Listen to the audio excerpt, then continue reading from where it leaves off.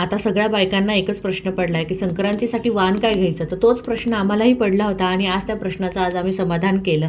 नाशिकमध्ये खूप गर्दी आहे, कारण पालख्या दिंड्या चालू आहेत आणि आम्ही गेलो होतो गंगेवर पंचवटीमध्ये, तर खूप सारे वाण बघितले आम्ही. तर आम्ही सामूहिक हळदी कुंकू करणार होतो, म्हणून त्याच हिशोबाने आम्हाला वाण घ्यायचं होतं. तर ही प्लेट आम्ही डिसाईड केली, डिस्पोजल घेतले, डिक्की लावली आणि अजून काही राहिलं तर नाही ना. तर हाच विचार करत करत, हीच चर्चा करत करत आम्ही फायनली दोघीजणी घरी आलो. तर त्यात विरांशही आला. तर त्याच्या बघा ह्या अशा गप्पा असतात, स्कूलमध्ये काय झालं, काय केलं, काय मस्ती केली, व्हॅनमध्ये काय मस्ती केली, तर हे सगळं त्याला सारांश मला द्यायचा असतो.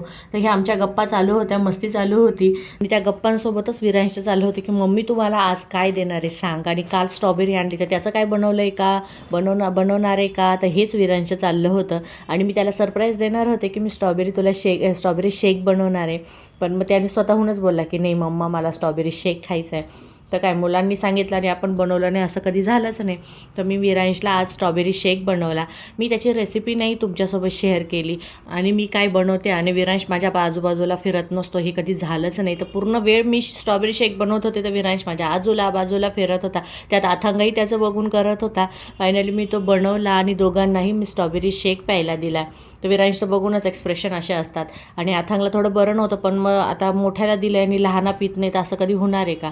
तर त्याचंही आधी मम्मा मला अर्धा ग्लास दिला तरीही तो त्याला पुरला नाही, आणि जे मी माझ्यासाठी ठेवलं होतं तेही त्याने मागून पिऊन घेतलं.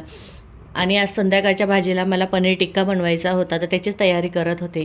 तर पनीर टिक्क्याची रेसिपी मी तुमच्यासोबत शेअर करेल, पण त्याच्या आधी मला कमेंटमध्ये सांगा की मी तुमच्यासोबत शेअर करू की नाही. आणि तुमचंही हळदी कुंकू बाकी असेल किंवा तुम्ही काय वाण दिले हे मला कमेंटमधून सांगू शकता. आणि अजूनपर्यंत तुम्ही फॉलो नसेल केलेलं, सबस्क्राईब नसेल केलेलं तर प्लीज करून घ्या, ती पूर्णपणे फ्री आहे.